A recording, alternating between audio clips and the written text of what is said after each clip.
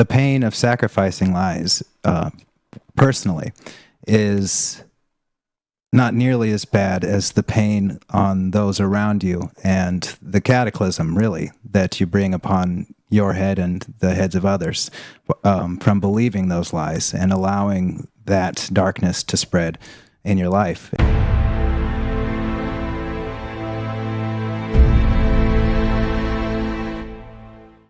Hello, everyone, and welcome back to Mind Matters. On this week's episode, we're going to be discussing truth and honesty. Honesty towards ourselves, truth-seeking, and honesty in relationships.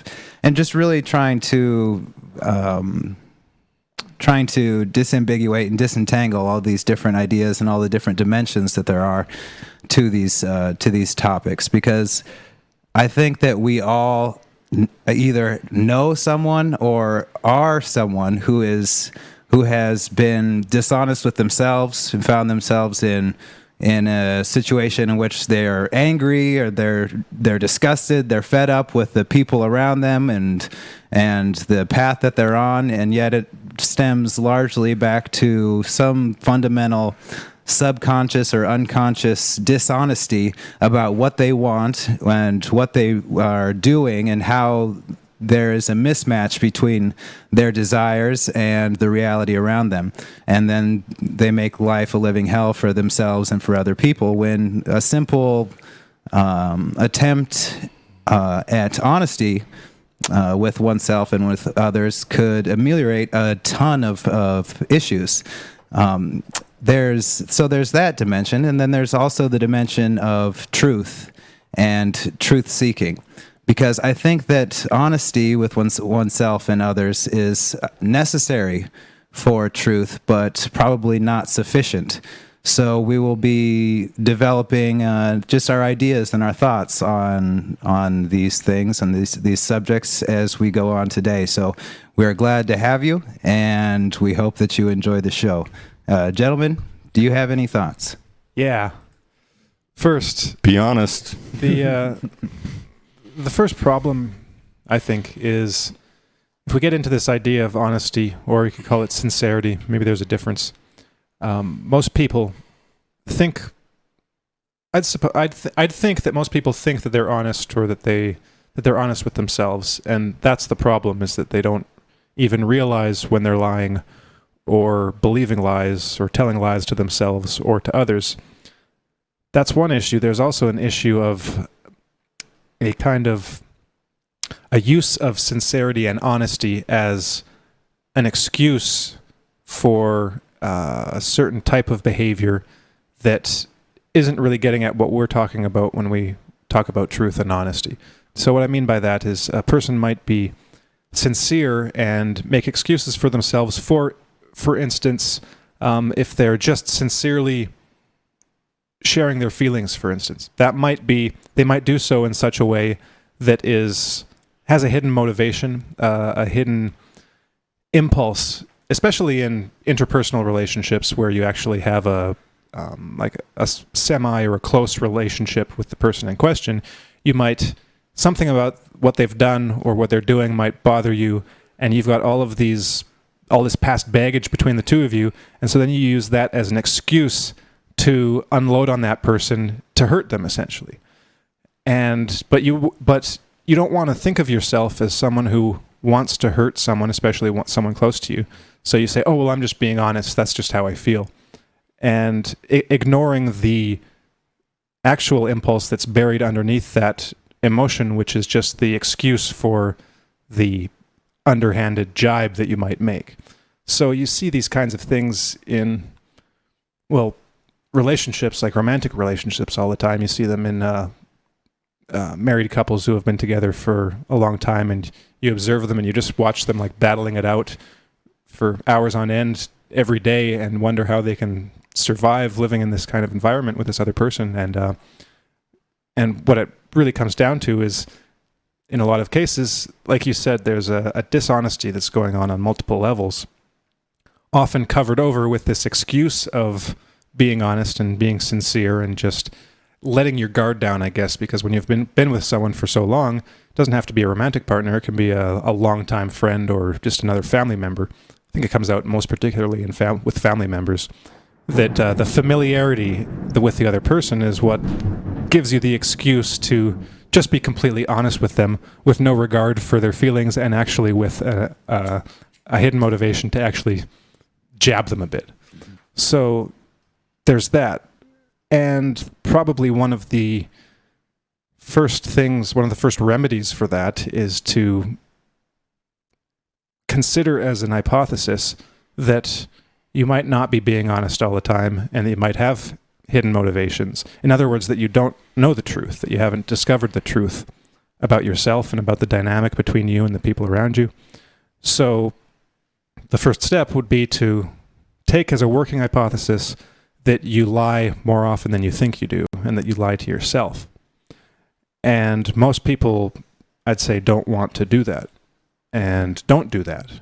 First, they don't do it, and then if they encounter it as a possibility for action in their lives, then they, if they really ask themselves, don't want to do it because they would learn something about themselves that is not pretty, that doesn't stroke their ego, doesn't paint them in a good light.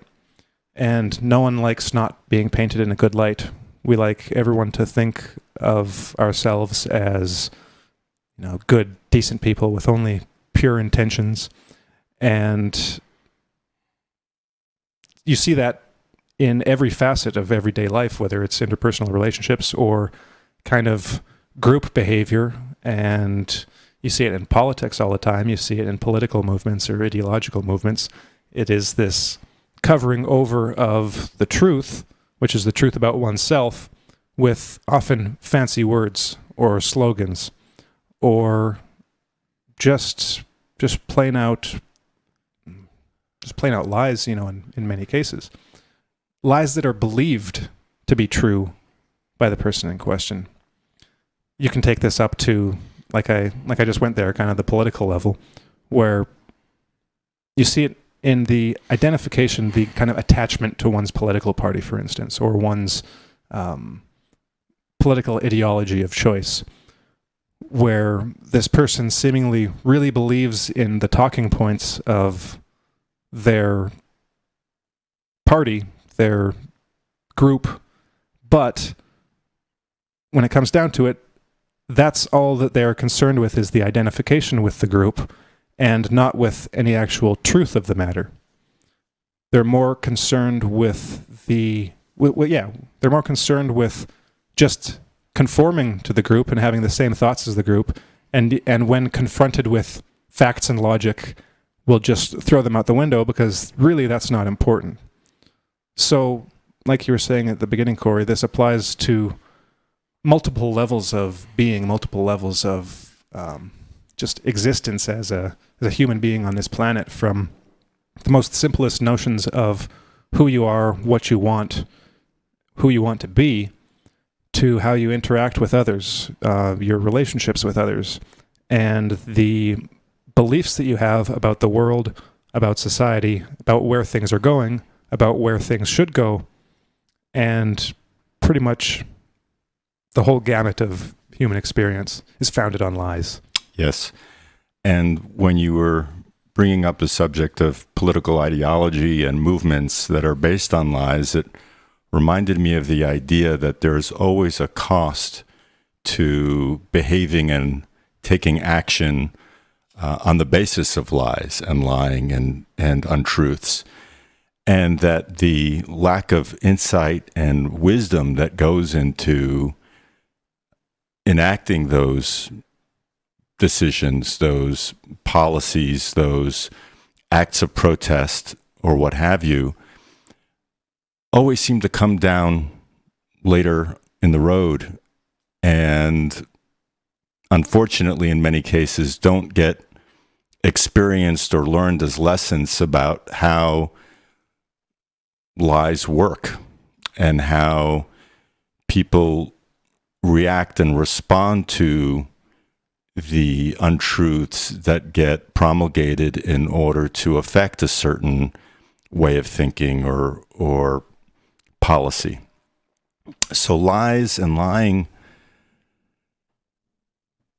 are very short-sighted and expedient ways of gratifying one's own emotional perceived needs in many cases. And that can be said to exist on a larger political, social, cultural level, or like you guys were saying earlier, on a more interpersonal level. I did find a paper here on the subject of lying called "You Can Handle the Truth: Mispredicting the Consequences of Honest Communication." And "You Can Handle the Truth," I'm guessing, is a play on the famous line from the film A Few Good Men that we're all familiar with, in which Jack Nicholson says, "You can't handle the truth." And it's the point of the researchers of this study from the University of Chicago, Carnegie Mellon University, that in many cases, people can handle the truth. And I think that presumes quite a bit, and we can get into that too, especially how the truth is presented and what an individual's intentions are when communicating truth to somebody in a relationship, for instance. But there were some primary motivators for why people are dishonest with others in interpersonal relationships. And I thought that would be a good way to at least broach the subject for why one of the reasons we're less honest with people than we can or should be in many cases. So in the study, they mentioned that how they examine how honesty influences three distinct facets of well-being. The first is hedonic well-being, which is characterized by pleasure, enjoyment, and happiness. So we fear that if we should be honest with somebody about a particular impression or feeling or thought that we have about their behavior or a particular situation, that will rock the boat and things will be more difficult, and that there will be a certain level of pleasure that we'll be deprived of from being in relationship with that person, that will somehow lose out on some of the goodies. The second type of well-being that's described is something called eudaimonic, which is well-being that's characterized by meaning, fulfillment, and individual autonomy. In the eudaimonic view, well-being consists of the actualization of human potentials rather than pleasure. So the authors of the study actually come to the conclusion that in being honest and being communicative and truthful in our communications with people, there is a potential there for a greater meaning in the relationship that can actually improve another person's perception of themselves, their situation, and their relationship to the person that's communicating the truth. So those are a couple of ideas that that would seem to be the cost-benefit analysis to in many people's minds about lying or not lying with one another. Well, yeah, the way you describe that, it makes me think of the Christian myth or the Christian values, I suppose, surrounding sacrifice for a greater good. Not getting specifically into that right now, but it makes me think about sometimes in relationships, this idea that of protecting yourself from the ramifications of certain actions or thoughts, and basing your future actions on that is, it can seem in the short run to be the safe bet. Like you said, you get to keep the goodies in the short run. But unfortunately, what we lose sight of is the fact that, as Jordan Peterson has pointed out, that these kinds of things will grow over time. They can grow and they can fester, and it's easier the second time to lie, and it's easier the third time or the fourth time. And I think that for most of us, this process starts in childhood. And depending on parenting style, I think most people will admit that they're not perfect parents, or they didn't have perfect parents, that there's such a thing doesn't exist, and that as children, being weak, being scared, you don't want to be punished, so you lie. You lie in order to get out of being punished, and that, I think, starts to develop a process that continues throughout most of your life. Is that it's easier to avoid punishment if you lie, and that really deep down there has to be an awareness of the value of honesty. There has to be sort of a kindling of an understanding of the value of the relationship as a whole, and something higher than just your wants and needs. Because, as I was saying, and as that points out, that the growth of the lie in a relationship will destroy that relationship, in one way or another. It'll eat away at your heart. It'll eat away at the hearts of others, because most of the time, we tend to think that people are dumber than they really are.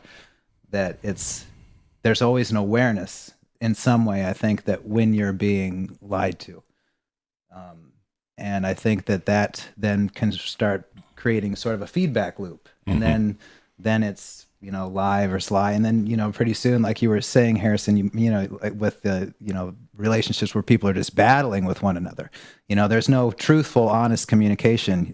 That it's, for a lot of people, I think that we we kind of lose the capability for that over time, and that's kind of just part of the general human condition, and it's not in our power. It happens accidentally.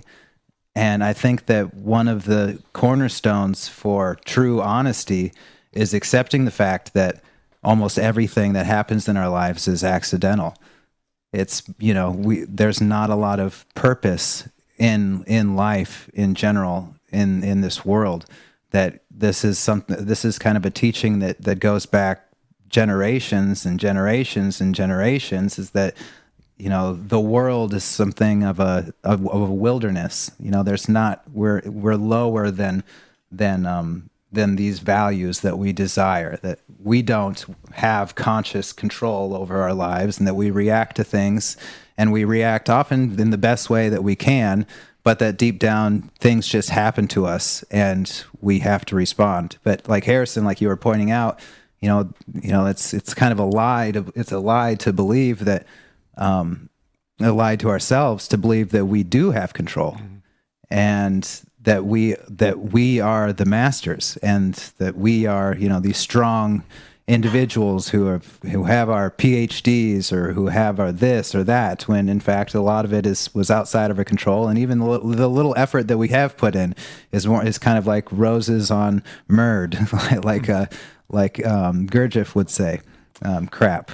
Roses on crap. But that there's deep down, in order to, I think, be honest with ourselves, we have to accept the fact that we are strangers, really, to ourselves, that we don't know ourselves, and that we actually have to work at being honest. We have to discover what's happening. We have to make that type of effort. And then when we do discover it, and if we do discover that we're not who we thought we were, and we're in a relationship, and we've done something that could damage the relationship, that it's better to take that kind of self-sacrificial, all right, I might lose all the goodies in the world, but maybe it's this is more important. Maybe the well-being, the truth is something that's worth sacrificing my little desires for. I think that maybe one way to kind of distill that bit that you read from that paper and what you were saying, Corey, is that there's a multi-level dimension to truth. Because if you look at any one argument, let's say, one disagreement, you can notice it, let's say, in your parents. Oftentimes it's the father that will be in the position of, well, no, I'm right. This is the way things are, right? And very logical and kind of cold and hard facts, right? No, this is the way things are. And even if you look at that one tiny situation, that may be correct. But there's oftentimes a wider truth that encompasses this situation. The wider truth to accept might be, well, that might be the case, but you're still being an ass, right? The wider truth might be that you're just being an asshole, regardless of whether what you're saying is true or not. There's a wider context in which you're behaving, because the truth, very narrowly defined, can be used as a weapon just to beat someone over the head with. There's nothing productive about it. The wider truth is on a level of, let's say, like the bigger meaning or the bigger importance of a situation, to realize what the wider context is. And oftentimes what that wider context is, that wider truth is what you said, Corey, that you are essentially acting completely automatically, that there's no kind of, there's no you there. It's just a force and emotion running through you that isn't going anywhere, and that doesn't go anywhere. That, you win one argument, well, where are you going to, what's that going to gain you? You're going to be able to, okay, you've died and you're looking at the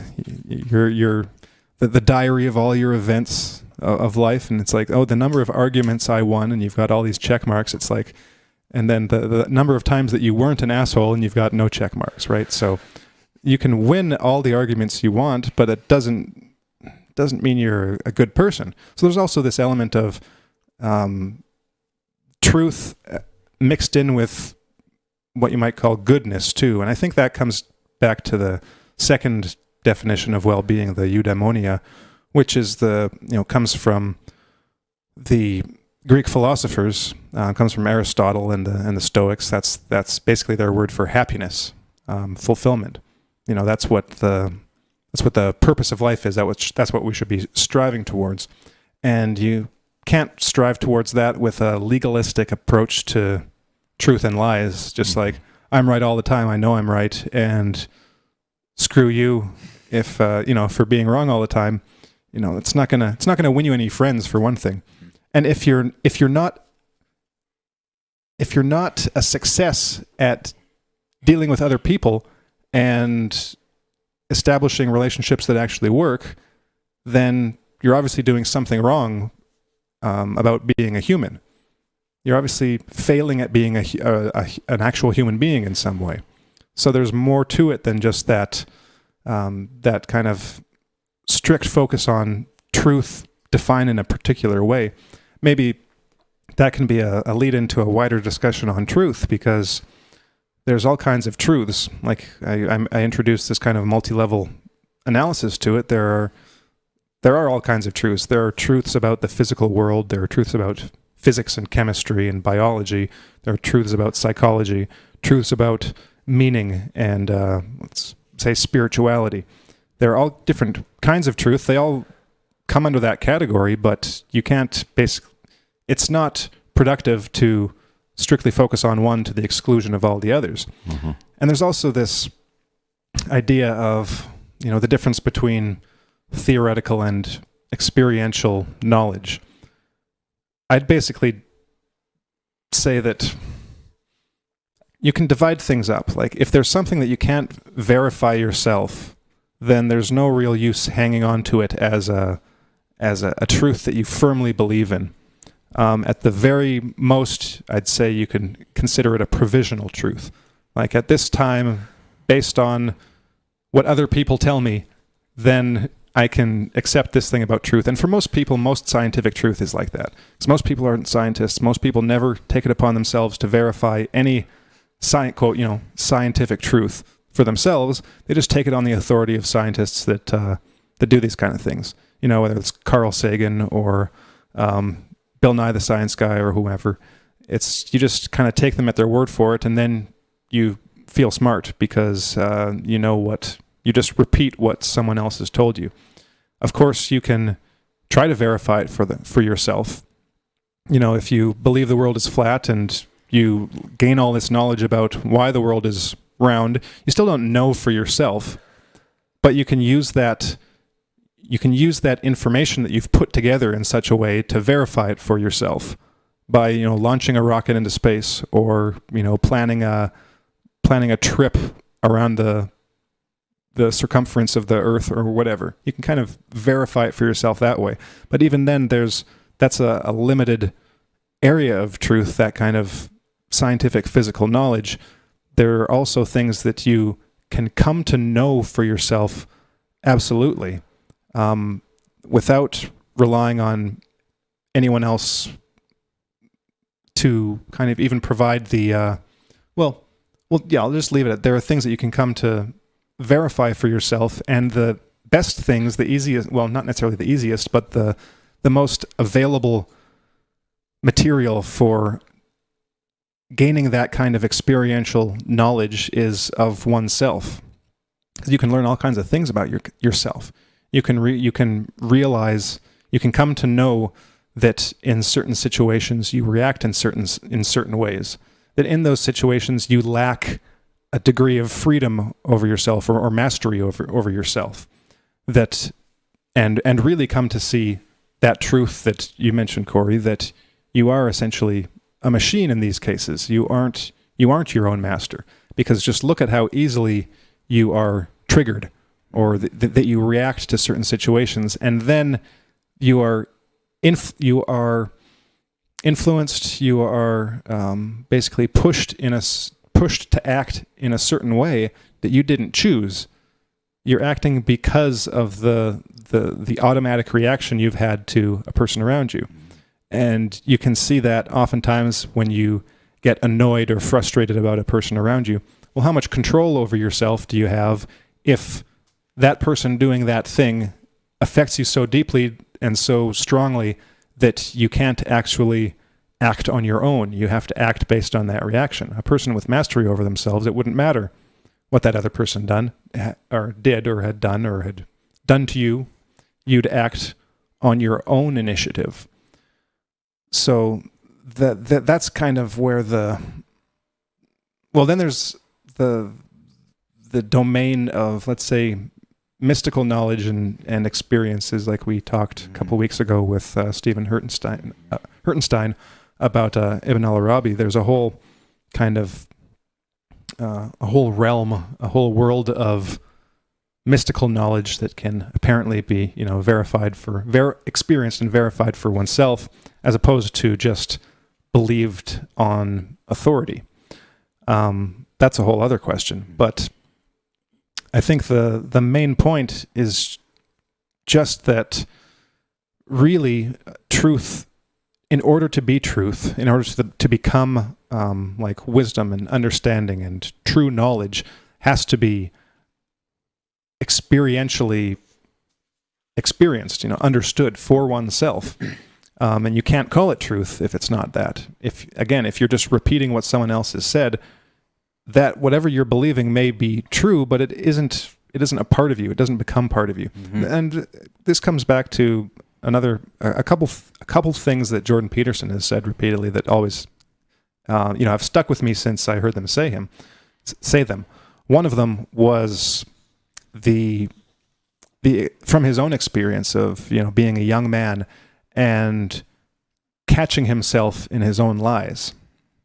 As he describes it, he could basically feel it in his solar plexus, a feeling like he'd say something and then realize, well, that wasn't really me saying that. I don't actually believe that.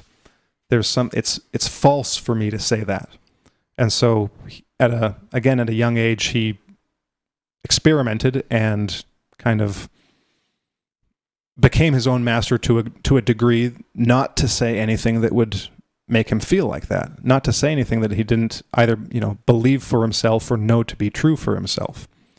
Basically, to stop lying. And that's kind of a remarkable thing. I talked about it when I did the summary of like the first couple chapters of Maps of Meaning, because that's where he talks about it in writing those experiences. It's a remarkable thing because most people don't have that insight, especially at such a young age, to be able to see that they lie to themselves most of the time. But that is one of those truths that you don't have to take anyone's word for it. You can verify it for yourself, or not, in which case you'll continue to lie to yourself, but that's life. But you can verify it for yourself that most of the things you say you don't actually believe. You don't actually know.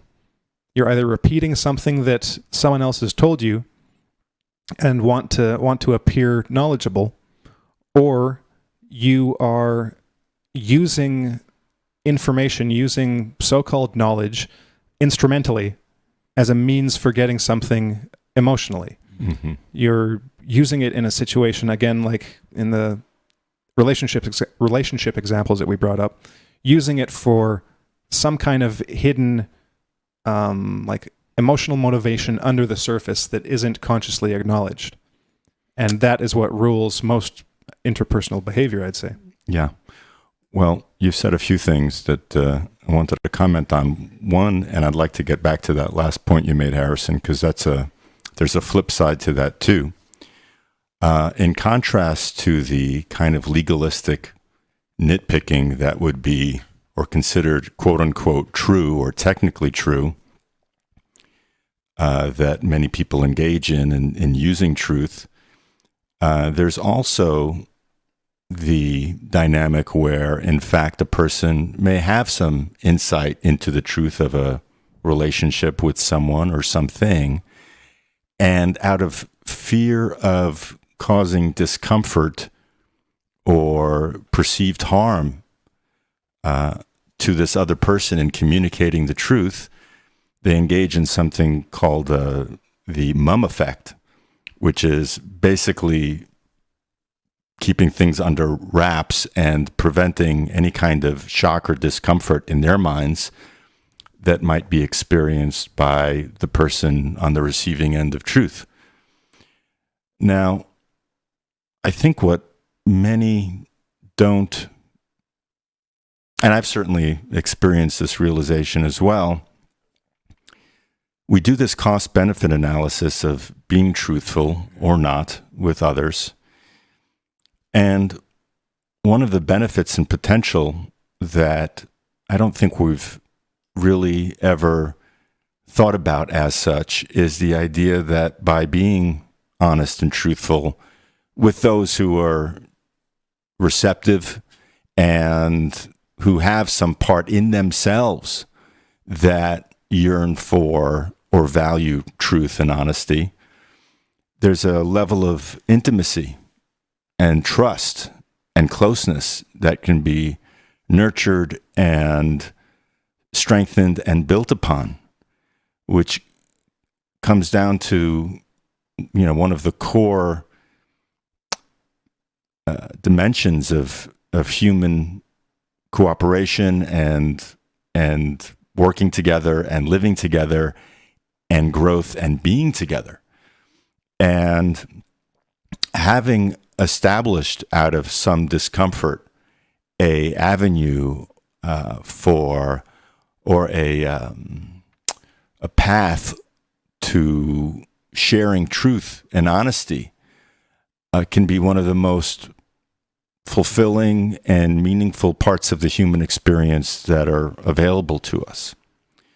So, there are all of these levels of truth-telling that exist simultaneously, that all of these potential pitfalls or fears or, as you were saying before, Harrison, if you're lying to yourself, if you're not true to thine own self, be true as a base, as a point of departure, then sharing truth with someone can be seen as the utter exemplification of hypocrisy and completely disregarded or dismissed. And we see that sort of thing all the time in all of the machinations of politicians right now, who are okay with no social distancing for protests, but not okay if you own a restaurant and you are trying to run a business and you're not adhering to all of these rules, just as an example. So truth is the ultimate value, first with oneself and then out of that with others, has the great potential for a closeness and trust and growth that I think is what keeps people from being separated from one another and lifts all of us up in potential.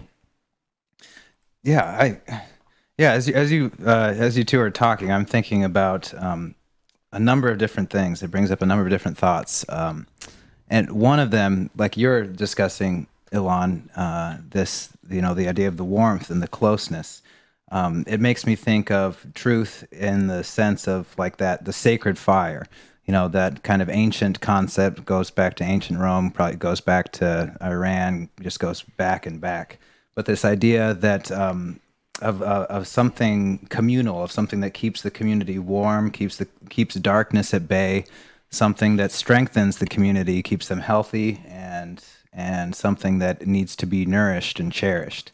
That there's that truth, as we were saying, has a multi-dimensional nature and use. And that can be, symbolized in different ways, but that, light and fire is one of the ways that it has been symbolized throughout history because it's analogous with those qualities and those forces. Because when you have a truthful relationship with somebody, it is warm. It is you aren't afraid. You're not terrified of the creatures of the night. You're not terrified of the distance and of the darkness and of not knowing what's at your back or if someone has your back.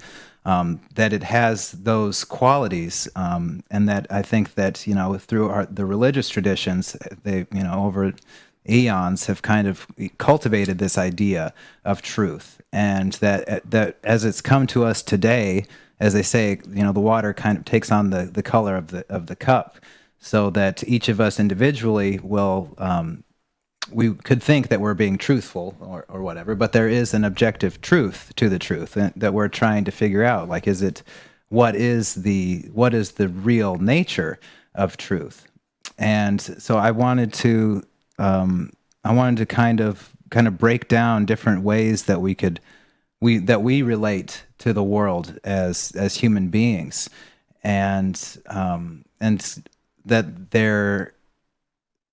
it seems like there's at least three ways, just as a heuristic and just as like a little thought experiment. But you have people of the lie, essentially, like M. Scott Peck wrote about, people who worship the lie, and you see them all the time on the news. It doesn't matter what the truth is to them, because it's very easy for them to engage in outright bald-faced lying just in order to win an argument or in order to advance their politics in a distinctly Machiavellian, sociopathic, and then increasingly psychopathic way. They enjoy lying. They enjoy destroying the truth because they like the fact that people think that the truth is the truth, and that on some level we know what the truth is, and we know, but they love manipulating people and having people turn against individuals to prey on them and to try and destroy their psyches, because deep down we need to have an objective reality. We don't like to be gaslit. But I mean, nowadays you just go on any news station, open up your social media, and you'll see people engaged in exactly this tactic, just bald-faced lying for the sake of destroying people and elevating themselves. And these are people of the lie. And then you have, I mean, this is like a profession, right? It's basically a spiritual profession. It's anti-spiritual, but it's a way that a lot of people function. And then you have what you could say like people of the truth. But it's multi-leveled, so that you have individuals who will seek the truth. And they want to know the truth in physics, if they could.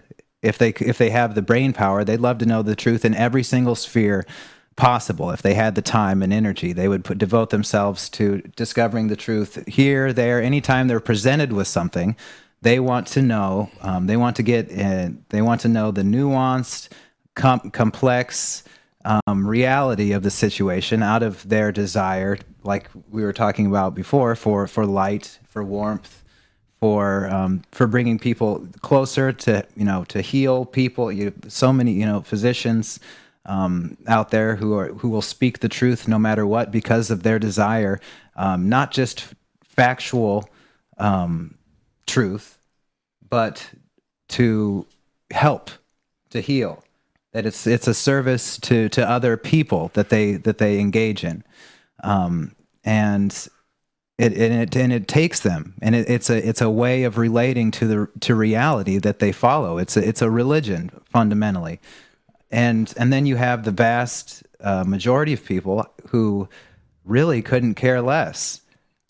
It's not they're not people of the lie, but they're not people of the truth. But they get a little bit of both, but deep down they're still instinctually they're drawn to the warmth of the truth.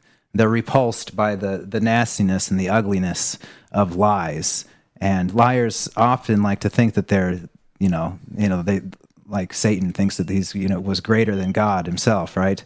But they're trapped in this kind of this bubble, this illusion where they think that they're the greatest thing in all of the universe, but they're so ugly and then a lot of, most people, I think a lot of people, can see that, and they either become repulsed or whatnot, but they are not really equipped to deal with that in a way that is nuanced or, practical or healthy.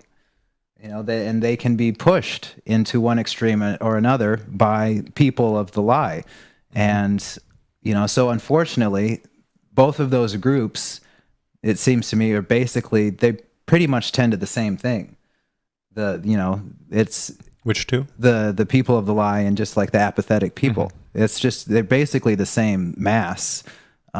It's just, the people that constitute most of humanity, who don't really have the desire or the time or the energy to pursue what we're talking about, are naturally like in the gravitational orbit of those other individuals because of the potency and the power behind lies, and the weakness of people who have truth, the alleged weakness, the supposed weakness.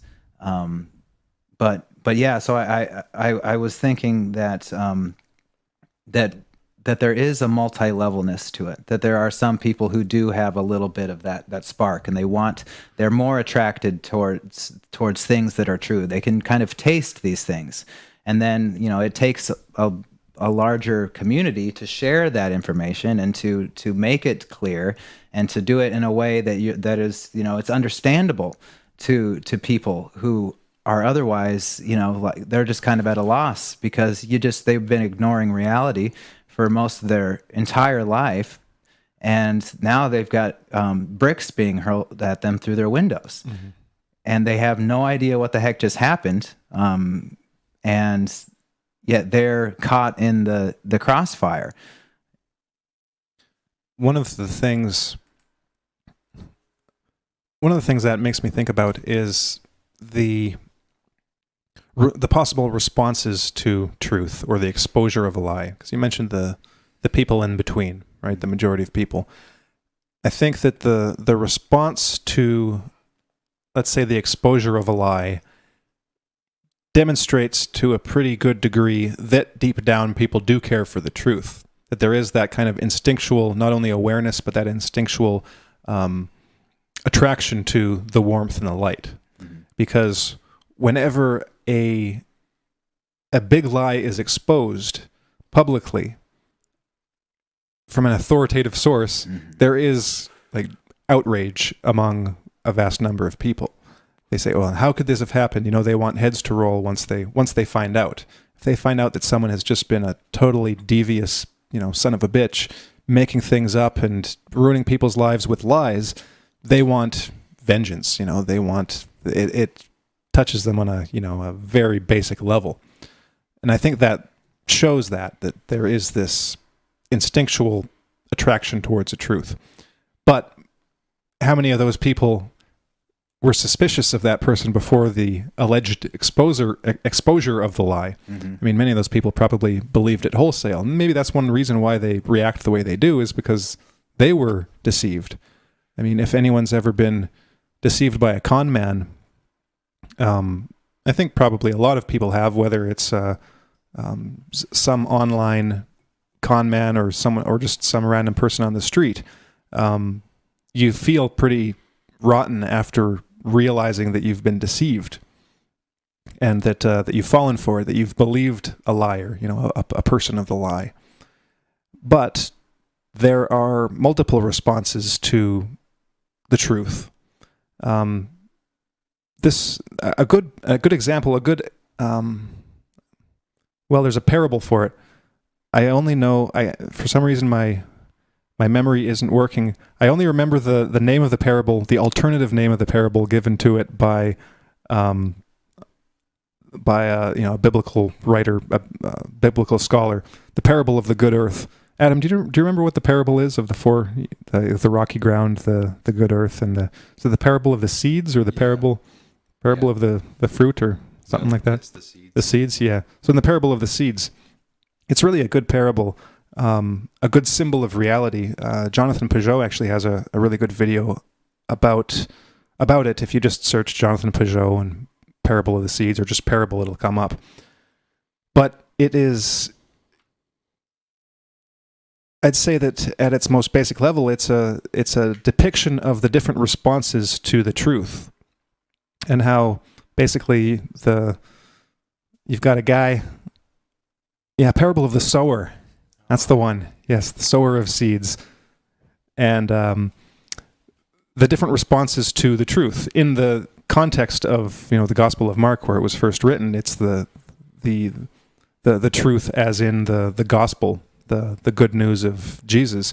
But it's much wider than that. Peugeot says it's basically like true on a cosmic level, at every level.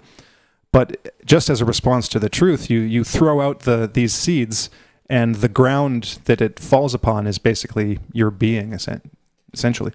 And that truth can either take no root, and that would be like the people of the lie, or it can take root for a while. This would be the rocky ground. And then when things get tough, then it's like, okay, I wasn't really that serious about it. And then you basically leave the truth behind. And then there's the thorny ground, where, as in the parable, as Jesus describes it, it's something like the cares of the world to take over. So you can tell the truth to someone about something, but then there are things that become more important to that person.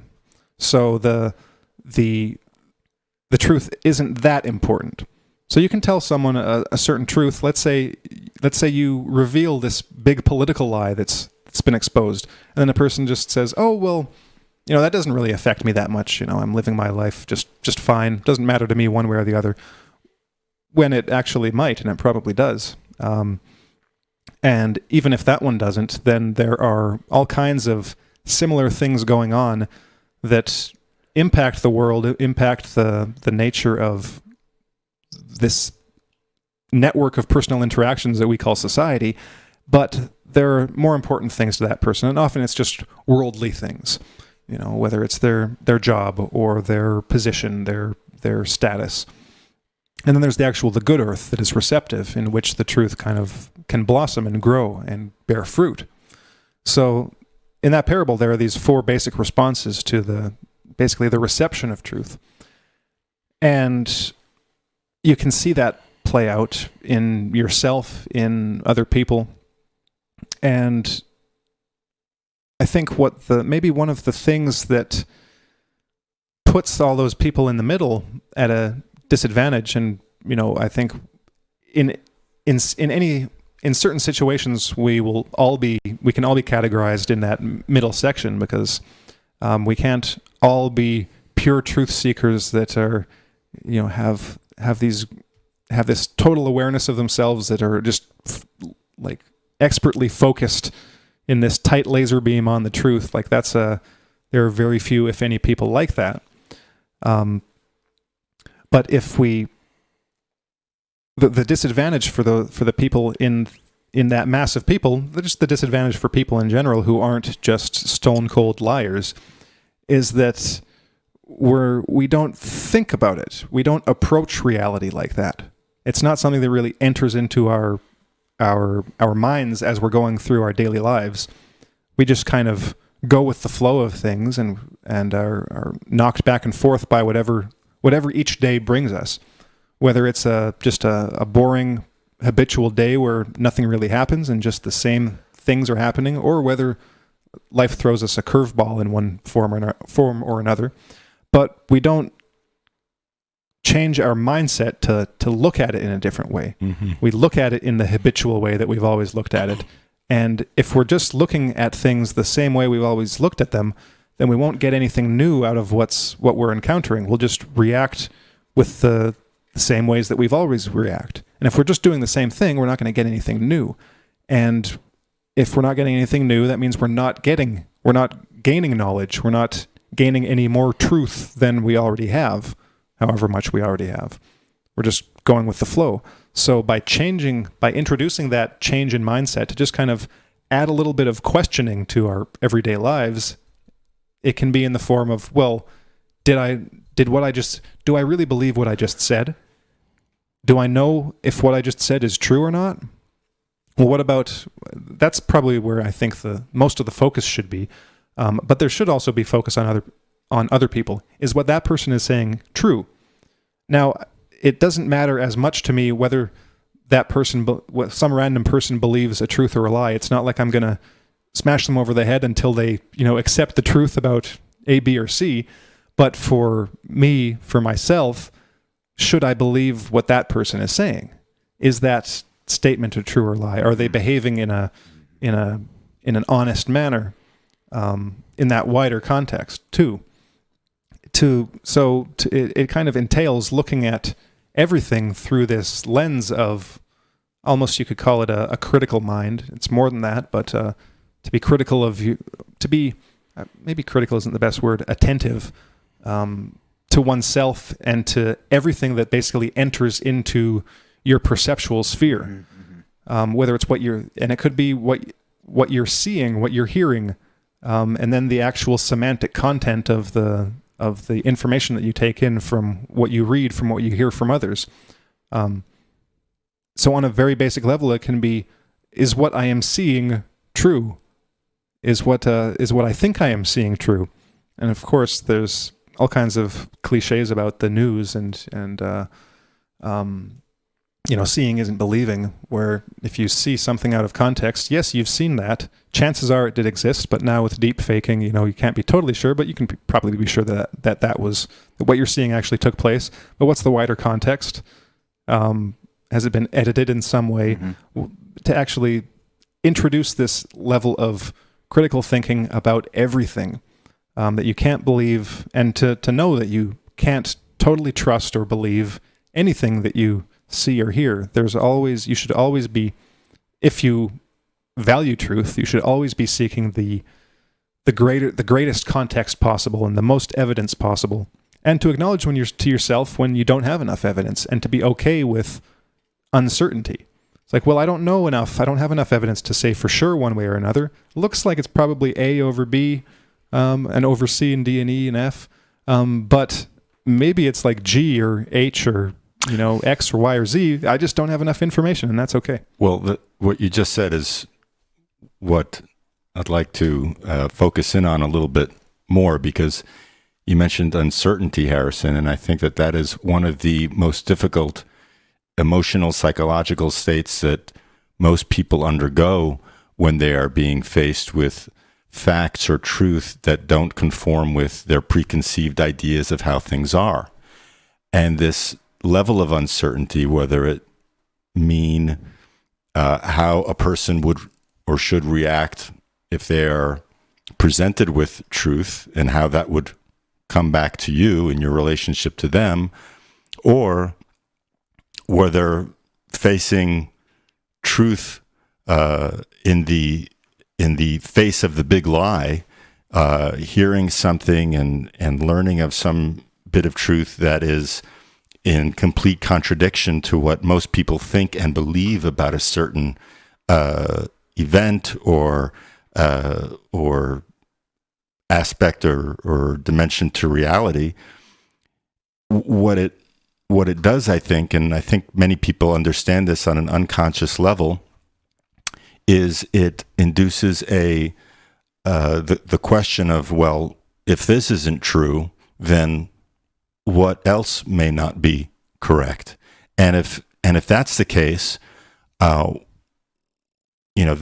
then I'm living on a kind of unstable ground that I have taken for granted and am so used to and so reliant upon in order to exist in this level of comfort that I am so used to for so long.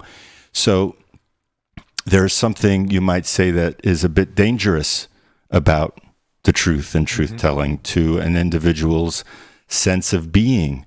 It would crack open, or has the potential to demolish all of these structures of understanding that a person thinks they have about the way things are. And that's a very dangerous idea to many. I think it also induces a feeling of helplessness, because if they are, for instance, confronted with the idea, let's say, that 9/11, the event of 9/11 is not what it's been purported to be by all of the Western press and the media and government officials, all kind of affirming this one vision or this one narrative. What, faced with this other possibility, that it's quite different from the narrative we were presented with, there is this helplessness. The next question becomes, well, what do I do? This is obviously, this can't stand. This is such a departure from reality that's believed by so many. It cuts to the quick of me as a person who is striving for some level of truth about one's world. What can I do? So I think that people instinctively understand that, and have an aversion of the feeling and experience of uncertainty and helplessness that causes this aversion to knowing truth as distinct from the big lie. And there is so much of this that we have come to understand as the basic state of affairs in this world at this time, from global warming to political ideology to geopolitics to earth changes, all of these various things that were being pounded on the head to believe, that would or could induce an internal upheaval inside of a person. So it's much safer to many to not allow this information to get in and to not challenge oneself with new information. And what you were saying about growing and adding this knowledge to oneself and moving forward with it and processing it, And Corey, you alluded to all of the energy and time that it would take in a person's life if they were to, at some level anyway, try and pursue truth as the highest value. Many people are not prepared, or don't have a drive to go that far. And even if you do think you have that sort of a drive, there are, home truths about ourselves as individuals, as you were saying earlier, Harrison, lies that we tell ourselves to make life easier and more convenient, that are part and parcel of seeing the bigger lie. I don't think that we can truly understand larger events in the world without putting some focus on to ourselves and how we lie to ourselves as individuals. And I think that's the way we come to understand how the big lie gets perpetuated, by seeing how it's perpetuated through, in many cases, the little lie.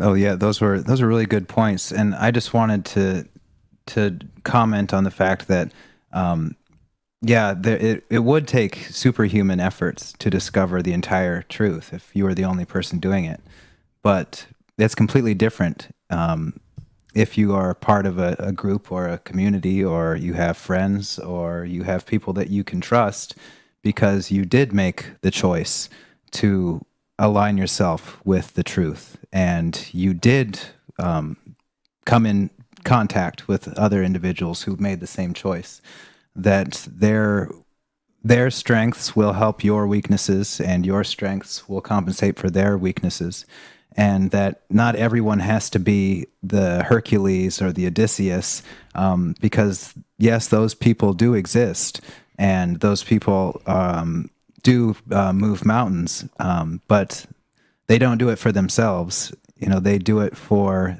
the larger community of people who can't do it. Like the saying, the strong legs run so that the weak legs may walk. It's not completely hopeless, because the pain of sacrificing lies, personally, is not nearly as bad as the pain on those around you, and the cataclysm, really, that you bring upon your head and the heads of others from believing those lies and allowing that darkness to spread in your life. And it's not that it might seem big, like a big jump, but like I said, the strong legs run so the weak legs may walk, and that's basically something that's been taking place now for generations, and it's still an ongoing process. And it's, the choice is always there. It's always there, and that's what we were really hoping to, I think, drive home today, is the fundamental value of truth and honesty in relationships. And the little choices that we make are just as important as the physicist who discovers that the time warp drive, or the hero who slays the dragon. Those little choices are just as important in cementing that reality of the community of truth. So on that note, we hope that you all enjoyed the show, and you'll tune in next time, and you have a fantastic week, and enjoy some leisure time. Bye, everybody.